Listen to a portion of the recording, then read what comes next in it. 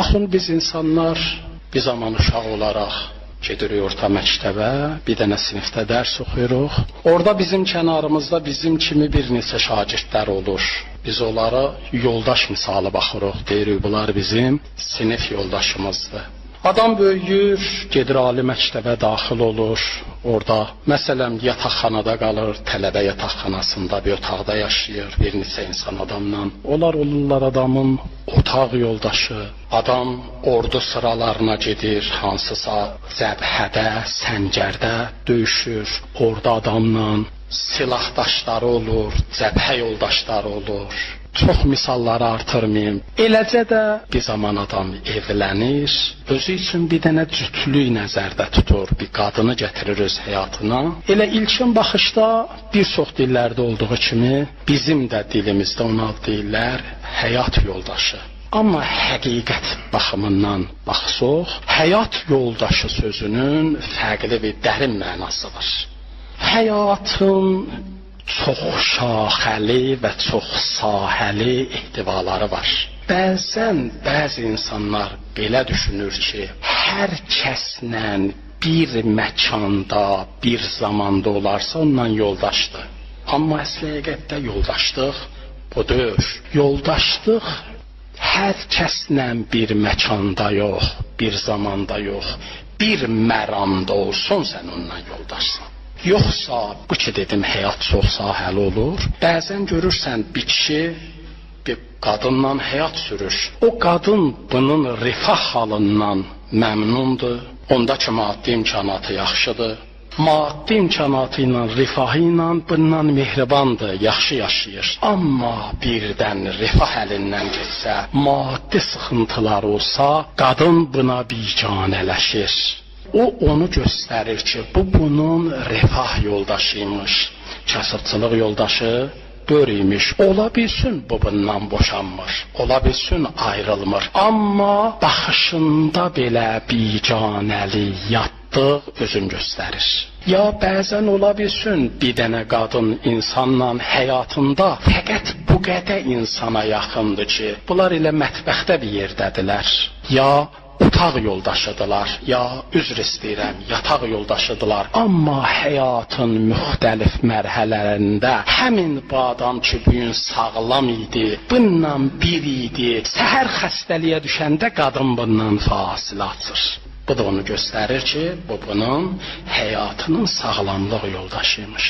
Amma bəzi insanlar var həyatda, onların cütlükləri sözün əsl mənasında onların həyat yoldaşıdır. Həyat sözünün mənası dedim çox ehtivalıdır. Həyat dediyin sözün içində sənin dünyəvi həyatında var, maddi həyatında var, mənsub olduğun hər bir şey onun içində var. Əgər bir adam ki, hər bir sahəsində səndən yoldaşdır, o sənin həyat yoldaşındır. Məsələn, sən bir dənə etiqadın sahibisən, sənin o mənsub olduğun etiqad onun gözündə heç bir qəpilik dəyəri yoxdur. Sənin bu etiqadın, bu dinin ki, sənin həyatındır. Əgər o qadında o yoxdursa, o qadın sənin, yenə dedim, həyat yoldaşın deyil, ev yoldaşındır.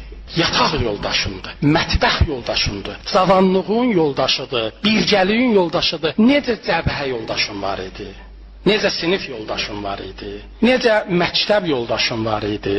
Əsgərlik yoldaşın var idi? Bu da sənlə olan yoldaşlardan biridir. Fərqi bundadır. Onlarla az zaman keçirdibsən, bununla çox zaman keçirdibsən. Amma dedim, bəzi insanların yoldaşları onların həyat yoldaşı olur. Əmir-əl-Müminin Əli ibn Əbi Talibin qapısında bir xanım var idi. O onun həyat yoldaşı idi.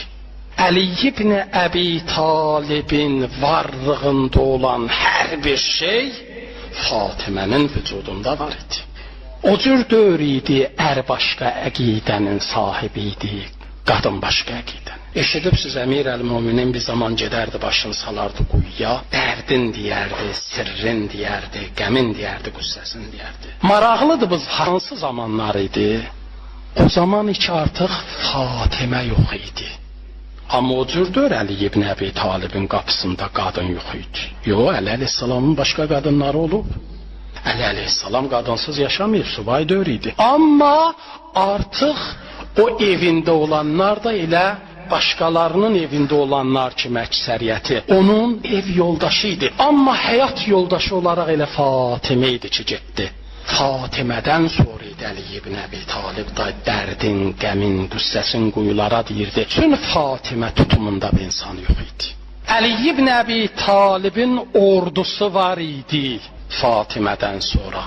Amma Əli ibn Əbi Talibin Fatimə kimi əsgəri yox idi.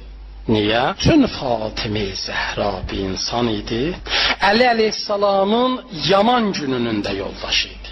Yaxşı gününün də yoldaşı idi. Düşüncələrində də qədəm-be-qədəm gedən yoldaşı idi. Əməlində də qədəm-be-qədəm gedən yoldaşı idi. Əli ibn Əbi Talibin nəfsindən başlanıb Rəbbinə gedən yolda hər qədəmində Fatimə ondan həmrah idi. O da bir gün Allah Rəsulu soruşdu: ya Əli, Fatimənin barəsində rəyün, mövqeyün nədən ibarətdir?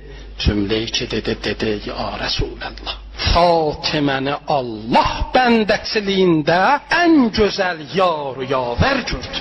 Baxın insanların çoxlarının həyatını, insanların çoxlarının ev həyatı ilə çöl həyatı kamilən təzadlar təşkil edir. Görürsən, əgər bu insan çöldə evindən xaric gəlib Allah qarşısında səcdə edəndən sonra ruhu, qəlbi ona bəndəçiliyi deyirsə, evə qayıdandan sonra görürsən ev onu başqa bir dünyaya sürükləyir. Görürsən, əgər bir insan siyasi etiqadında, mübarizat etiqadında, dini etiqadında, hətta dini əməllərdə belə özünün etiqadı bir ömrü sərf edir ailəyə, fəhləlik, nökərçilik, ayağının ətin yer, amma evdə ailə, uşaq tam başqa bir dünyanın sakinləri. Dininin ən kiçik əməllərin belə o evdə sayğı qail döllər ona. Nədən? Bu adam əgər bir dəfə analiz eləsə dəqiqən, görər, yox, elə bunlar mənim otaq yoldaşımdır. Elə bunlar mənim sinif yoldaşımdır. Bundan artıq bir şeydir. Odur bizlər bəzən eşidəndə Əli ibn Əbi Talib Fatimə Zəhranın ölümündə hay-hay ağlayırdı. Onda fikirləşirik, bir dənə insandır gedib, bir dənə qadındır, yox. Bir dənə insan gedib ki, Əli ibn Əbi Talibin özündə belə Əlidən bir qədəm geri qalmırdı. Baxın Həzrətə Fatimənin o tarixi cümləsinə. O gün ki, Peyğəmbərdən sonra xanıma belə gəldi, hamı sükut eləyib, Əli əleyhissalam da dayanmışdı. Xanım üzünü tutdu ona, dedi, ya Əli, nənə qarnında oturan uşaq kimi oturubsan, nədən ayağa qalxmırsan?